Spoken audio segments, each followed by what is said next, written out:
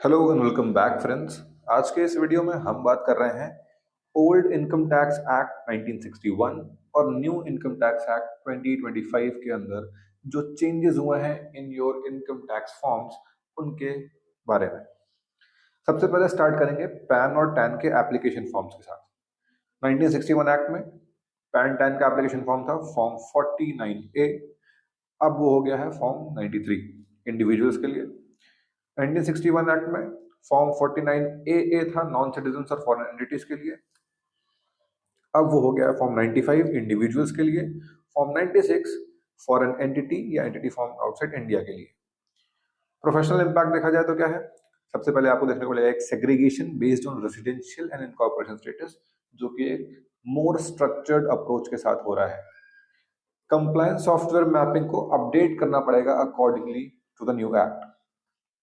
Next up is tax auditor boards, very important. 1961 act में forms के नाम थे 3CA, 3CB and 3CD। 2025 act में फॉर्म एक ही है जिसका नाम होगा फॉर्म 26। प्रोफेशनल इम्पैक्ट क्या है, कंसोलिडेशन देखने को मिलेगा एक सिंगल यूनिफाइड ऑडिट फॉर्म में। एक्सपेक्ट कर सकते हैं आप structural alignment with updated reporting clauses under section 63, और वर्किंग पेपर की जो रेफरेंसिंग है उसको रीअलाइन करना पड़ सकता है with the new form. Next up is registered non profit organisation का ऑडिट। 1961 एक्ट में दो फॉर्म से 10B एंड 10BB। 2025 एक्ट में एक फॉर्म है फॉर्म 112। प्रोफेशनल इम्पैक्ट की बात करें तो यूनिफाइड रिपोर्टिंग हो जाएगी for registered charitable entities under section 348, और सिंप्लीफाई हो जाएगा आपका certification procedure. Next up is donation reporting and certificates. Donee statement 1961 act में फॉर्म होता था फॉर्म 10BD। 2025 एक्ट होगा फॉर्म 113। डोनेशन सर्टिफिकेट पहले था फॉर्म 10BE, अब होगा फॉर्म 114। प्रोफेशनल इम्पैक्ट की बात करें तो सिमिलर कंप्लायंस ऑब्लिगेशंस हैं, बस फॉर्म के कोड्स चेंज हो गए हैं और पोर्टल यूटिलिटीज को रीडिजाइन करना पड़ सकता है with the new forms. Next up is foreign remittance compliance. Declaration की बात करें तो पहले फॉर्म 15CA में आप डिक्लेयर करते थे फॉरेन रेमिटेंस को, 2025 एक्ट में होगा फॉर्म 145। CA सर्टिफिकेट पहले बनता था फॉर्म 15CB में, अब बनेगा फॉर्म 146 में। प्रोफेशनल इम्पैक्ट क्या है, रिपोर्टिंग स्ट्रक्चर सेम रहेगा और रीनंबरिंग हो जाएगी फॉर्म कोड्स की।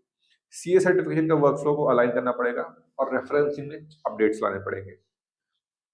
Next up is TDS and TCS certificates. Salary TDS certificate पहले था फॉर्म 16, अब हो जाएगा form 130। Non salary TDS certificate पहले था फॉर्म 16A, अब हो जाएगा form 131। Property, virtual digital assets, rent etcetera का TDS करता था तो फॉर्म 16B एंड 16E होता था, अब हो जाएगा फॉर्म 132। TCS सर्टिफिकेट्स पहले होता था फॉर्म 27D, अब हो जाएगा form 133। Next up is TDS and TCS returns. TDS salary का कट रहा है तो 1961 एक्ट में था 24Q फॉर्म, अब वो होगा form 138। TDS other than salary का है तो होता था 26Q, अब हो जाएगा वो फॉर्म 140। TDS नॉन रेजिडेंट्स का NRI का कर काटते हैं तो फॉर्म भरते थे 27Q, अब भरेंगे फॉर्म 144। TCS क्वार्टरली स्टेटमेंट पहले फॉर्म था 27EQ, अब भरेंगे form 143। Next up is self declaration and lower TDS। सबसे पहले फॉर्म 15G और 15H जो था अब वो यूनिफाई होकर हो जाएगा फॉर्म 121।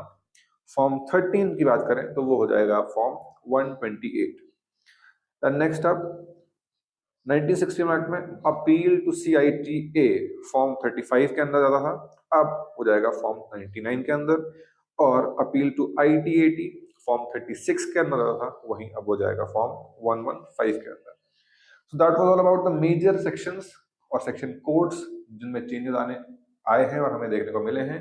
ऐसे ही और अपडेटेड कोड्स के लिए और रिलेटेड इन्फॉर्मेशन के लिए about the new income tax act and other related information हमारे साथ जुड़े रहिए on advice brain. Thank you very much.